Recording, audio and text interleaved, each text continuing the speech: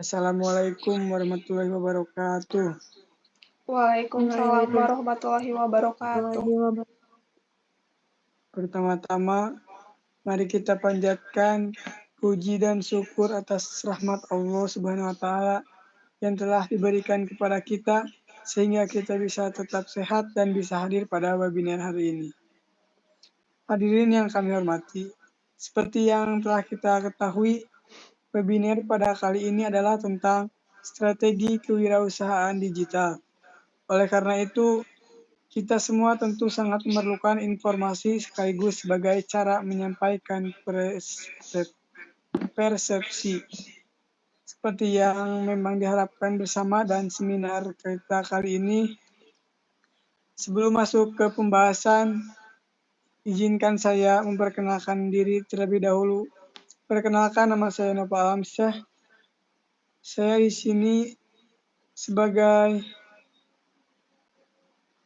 moderator yang akan memandu acara ini dari awal sampai akhir. Di sini terdapat seorang narasumber yang akan memberikan penyampaian materi mengenai strategi kewirausahaan digital. Mari kita perkenalkan narasumber kita, yaitu Syafira Insani. Beliau berasal dari Salawu, Tasikmalaya. Nah, berikutnya saya sampaikan beberapa ketentuan acara webinar kita sebagai berikut. Ketika pemateri menyampaikan materi, peserta tak boleh melakukan interupsi selama pemateri menyampaikan materinya. Diharapkan hadirin sekalian untuk menonaktifkan mikrofon. Kemudian, sesi tanya jawab akan dibuka setelah pemateri selesai penyampaian materinya. Mohon menjaga ketenangan selama acara berlangsung. Untuk mempersingkat waktu, mari kita langsung saja ke pembahasan materi yang akan disampaikan langsung oleh narasumber kita. Kepadanya waktu dan tempat dipersilakan. Baik, saya di sini akan menjelaskan tentang strategi kewirausahaan digital.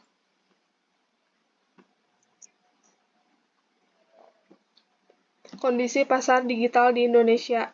Indonesia memiliki pertumbuhan internet terbesar di dunia, yaitu 51% pada tahun lalu, dibandingkan dengan rata-rata pertumbuhan internet dunia yang hanya 10%. Indonesia juga termasuk di antara 12 negara dengan penetrasi smartphone tertinggi. Hal ini menunjukkan potensi yang signifikan bagi bisnis untuk menjadi digital. Di era digital, masyarakat menginginkan inovasi dan kemudahan dalam kehidupan sehari-hari. Kehadiran pasar online, platform media sosial, dan transaksi pembayaran elektronik memberikan pilihan yang efisien bagi masyarakat. Bagaimana cara menjadi seorang wirausaha digital? Yang pertama, memahami seluk-beluk wirausaha digital. Seorang wirausaha digital tidak cukup bermodalkan satu atau dua kemampuan di bidang teknologi saja, tetapi juga harus peka terhadap inovasi teknologi yang didukung dengan penemuan ide kreatif. Yang kedua, menggali ide bisnis dan prinsip dasar. Yang pertamanya yaitu mengidentifikasi ide bisnis. Tantangan awal dalam langkah menjadi wirausaha digital adalah mengidentifikasi peluang ataupun ide dari banyaknya realitas yang ada tersebut. Yang kedua, prinsip dasar berbisnis. Berikut adalah prinsip-prinsip dasar yang harus Anda miliki saat ingin memulai karir sebagai wirausaha digital. Yang pertama yaitu minat, yang keduanya visi dan misi jangka panjang, yang ketiga kepemimpinan, yang keempat jaringan atau relasi. Membuat studi kelayakan usaha atau SKU. SKU adalah proses yang menentukan suatu ide bisnis berpotensi menjadi bisnis yang sukses atau tidak. 1. Aspek pasar dan pemasaran. Hal-hal yang perlu diperhatikan saat menganalisis pasar meliputi A. Kondisi dan karakteristik pasar. Seorang wirausaha digital perlu mengenali kondisi dan karakteristik tempat yang dijadikan pasar atas barang atau jasa yang ditawarkannya. B. Permintaan konsumen. Relasi antar wirausaha digital dan konsumen dibangun melalui penawaran dan permintaan atas barang atau jasa. Penawaran berperan dalam mengarahkan minat konsumen. C. produk sejenis maupun substitusinya. Dalam mengidentifikasi produk sejenis, hal pertama yang perlu dilakukan adalah membagi pasar menjadi beberapa kelompok pembeli yang berbeda. Yang D adalah harga pasaran dan daya beli konsumen, penetapan harga jual barang atau jasa yang perlu memperhatikan kemampuan masyarakat dalam membelanjakan uangnya. Yang E, strategi pemasaran yang tepat. Dan yang F, prediksi penjualan. Tahapan-tahapan yang dilakukan untuk melakukan prediksi penjualan meliputi pengumpulan data primer atau sekunder, atau pengolahan data. 2. Aspek teknis dan produksi. Pertanyaan-pertanyaan terkait analisis aspek teknis dan produksi bertujuan untuk maksud-maksud berikut. Yang pertama yaitu memvalidasi ide dan peluang bisnis. Yang kedua, mengembangkan sebuah ide. Yang ketiga, memperkirakan pangsa pasar suatu barang atau jasa.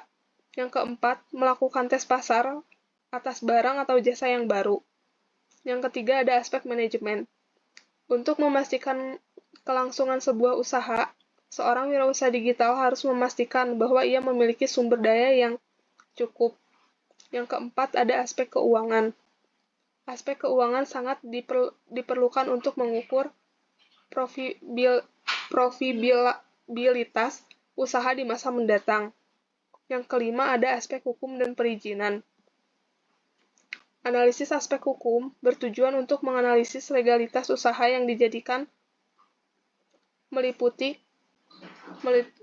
ketepatan bentuk pada hukum. Yang keenam, aspek lingkungan. Analisis terhadap aspek lingkungan dimaksudkan untuk mengidentifikasi kondisi lingkungan operasional. Materi selanjutnya yaitu merancang manajemen bisnis.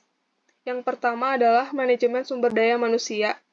Manajemen sumber daya manusia adalah komponen yang sangat penting saat Anda merintis suatu bisnis. Yang kedua, manajemen biaya. Dalam menjalankan bisnis, beberapa hal di bawah ini harus direncanakan dengan baik. Yang kesatu yaitu biaya operasional. Yang kedua, biaya tetap, yaitu gaji, uang sewa, atau fasilitas. Yang ketiga, biaya variabel, yaitu belanja bahan, biaya produksi. A. Menganalisis biaya operasional. Analisis biaya ini juga akan membantu Anda dalam menetapkan harga yang menguntungkan atas hasil produk usaha Anda dan menghitung laba yang dapat diperoleh nantinya. Yang B. Membuat catatan keuangan. Catatan keuangan sederhana terdiri dari pemasukan dan pengeluaran. Yang C. Menghitung keuntungan dan kerugian. Cara sederhana dalam menghitung keuntungan dan kerugian adalah dengan mengurangi biaya produksi yang Anda keluarkan dengan hasil penjualan produk. Yang ketiga yaitu pemasaran.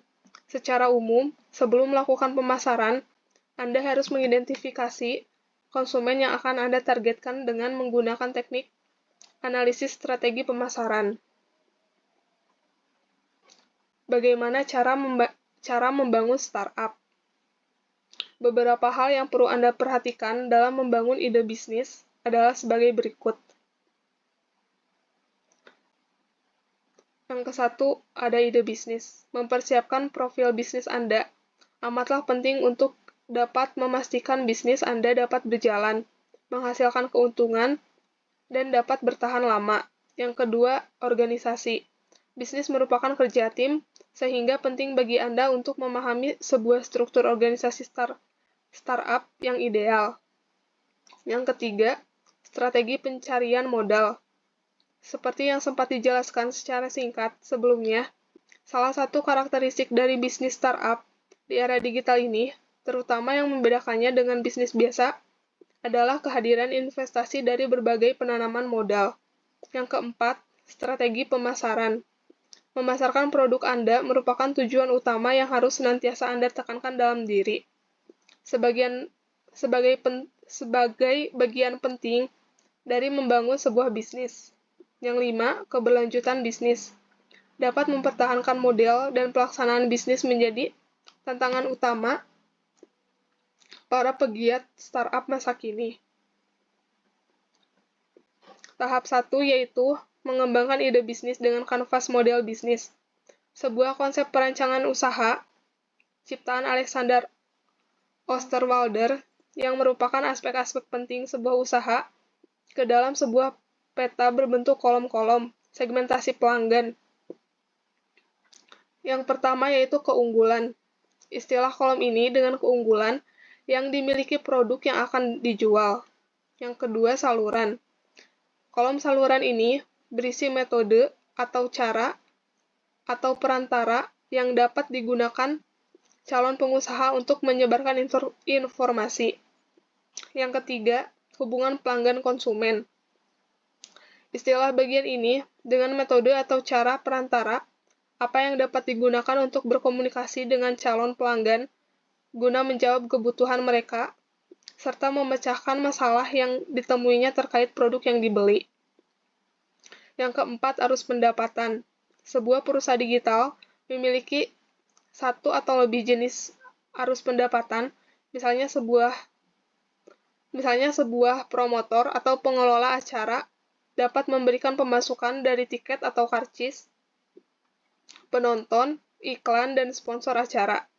Yang kelima, ada sumber daya utama. Sumber daya dapat berupa penandaan atau finansial. Yang keenam, kegiatan utama. Pada kolom ini, istilah dengan hal-hal penting yang harus dikerjakan agar usaha dapat berjalan. Yang ketujuh, kemitraan utama. Kerjasama dengan perusahaan lain adalah hal penting untuk mementingkan keuntungan, mengurangi resiko, atau memperoleh sumber daya dengan efisien. Yang kedelapan, struktur biaya. Struktur biaya adalah segala pengeluaran signifikan berupa uang yang diperlukan untuk menjalankan usaha. Tahap 2 yaitu mempersiapkan fungsi dan struktur organisasi. Secara sederhana, fungsi usaha adalah peran-peran utama yang menjalankan sebuah usaha, sedangkan struktur organisasi usaha adalah hubungan organisasional antara peran-peran utama tersebut. 1. Fungsi utama. Di dalam dunia usaha, terdapat berbagai macam peran yang menjadi tonggak utama berjalannya usaha, seperti struktur usaha pada umumnya. Yang kedua, struktur organisasi usaha. Setiap bisnis adalah sebuah organisasi yang memiliki aturan atau alur kepemimpinannya sendiri. Terdapat 3 contoh model struktur organisasi usaha yang umum digunakan di dunia usaha. Yang pertama, struktur fungsional. Sebagian besar usaha mengadopsi bentuk struktur fungsional. Yang kedua, struktur divisi.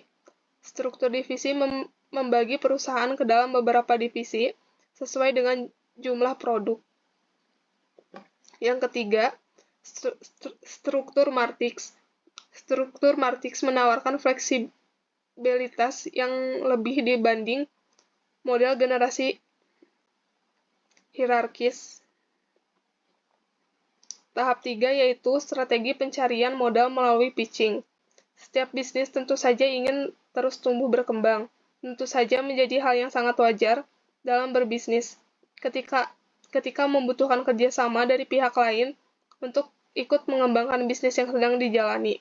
Terdapat beberapa strategi dalam melakukan pitching, di antaranya adalah yang pertama, pastikan telah memahami secara mendalam bisnis yang akan dikembangkan. Yang kedua, presentasikan dengan singkat dan padat. Yang ketiga, mempersiapkan presentasi yang menarik.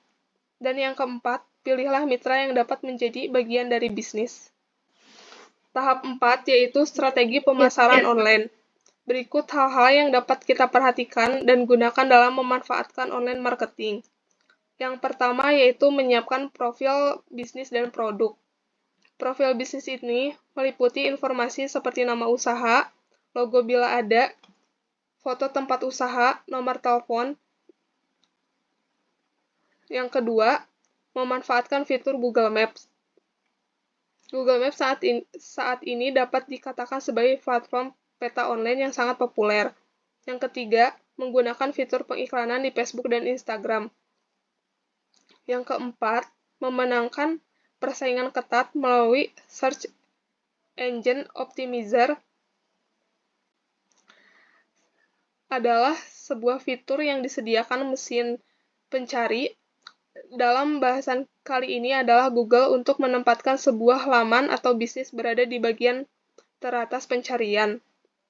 Yang kelima, membuat website atau blog.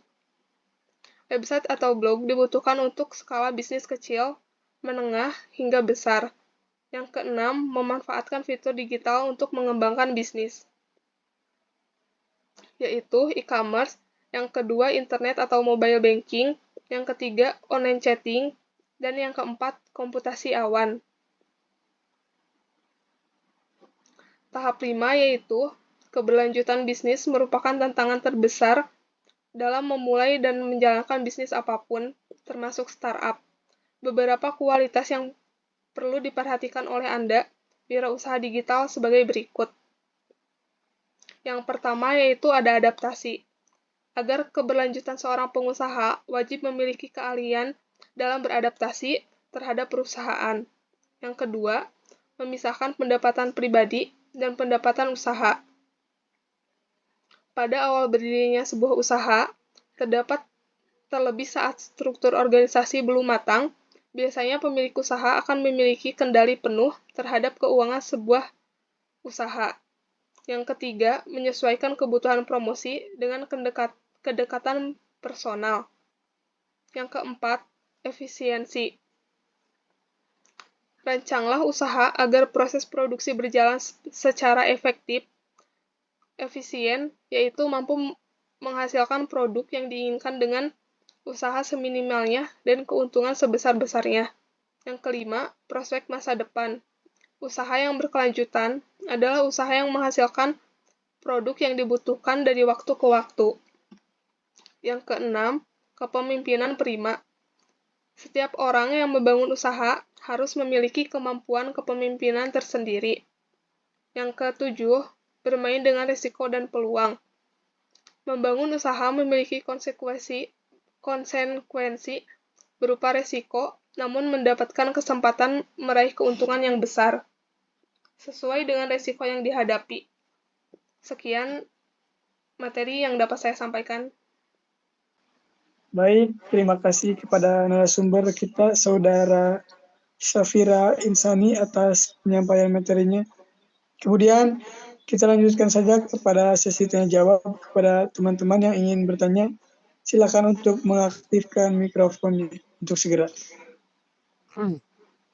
Assalamualaikum warahmatullahi wabarakatuh. Waalaikumsalam warahmatullahi wabarakatuh. Perkenalkan, nama saya Ilham Maulana Rahman. Saya izin bertanya.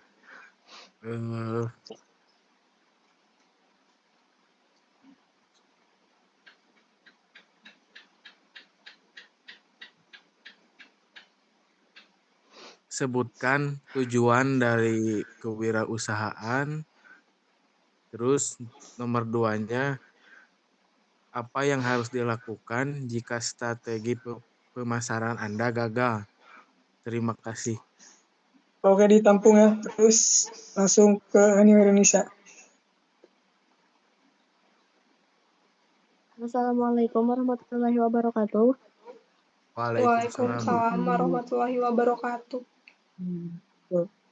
Nah, nama saya Hania Indonesia. Saya dipilih izin untuk mempertanyakan beberapa pertanyaan. Yang pertama, apa saja yang termasuk aspek manajemen? Mengapa perusahaan perlu memiliki manajemen sumber daya manusia yang tangguh di dalam mendukung bisnisnya? Kemudian jelaskan pendapat Anda. Kemudian pertanyaan yang terakhir, langkah apa yang dapat dilakukan seorang wirausaha untuk mendapatkan modal melalui metode pitching? Mungkin itu pertanyaan dari saya. Terima kasih. Oke, baik, untuk jawaban dari pertanyaannya akan disampaikan langsung oleh sumber kita. Waktu dan tempat dipersilahkan.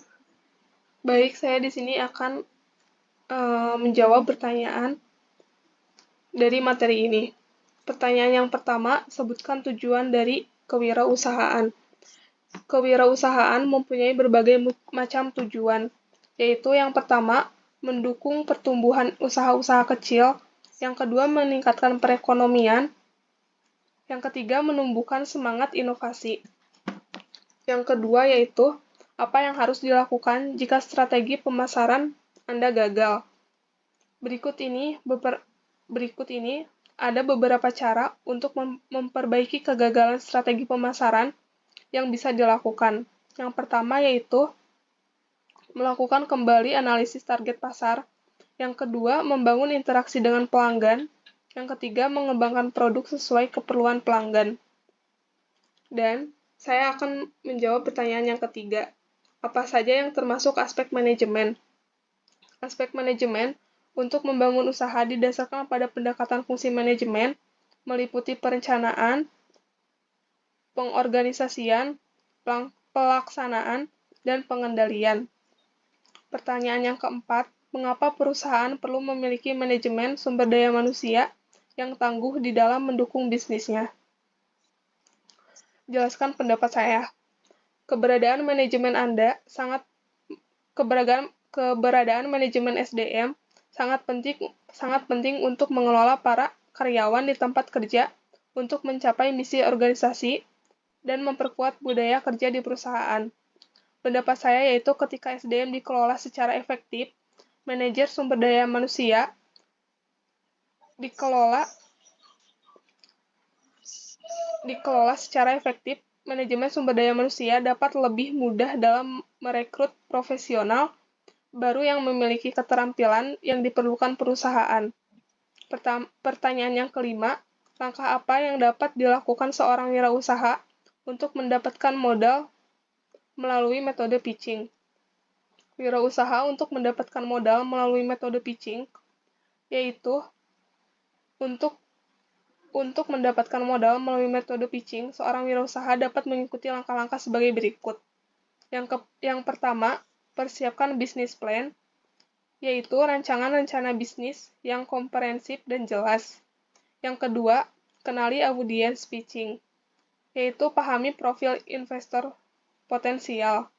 Yang ketiga, kembangkan elevator pitching, yaitu buat ringkasan singkat bisnis Anda dapat menarik dalam waktu singkat. Yang keempat, pelajari teknik presentasi, yaitu kuasai keterampilan presentasi untuk mengkomunikasikan visi dan potensi bisnis secara persuasif. Mungkin apakah mengerti? Ya, mengerti.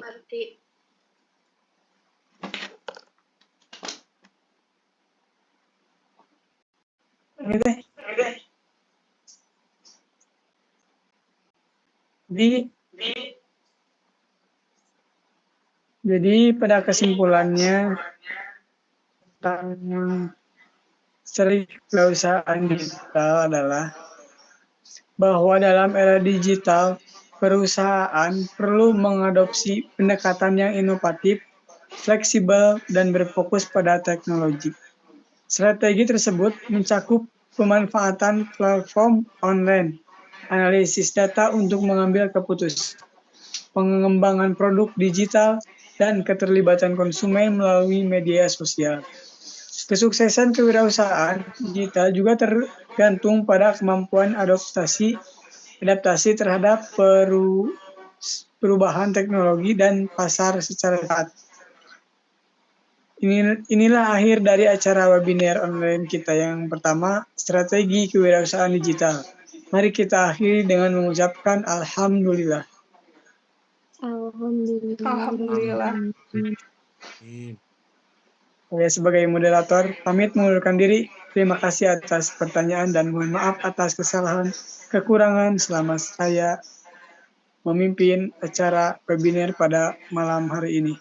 Waalaikumsalam warahmatullahi wabarakatuh.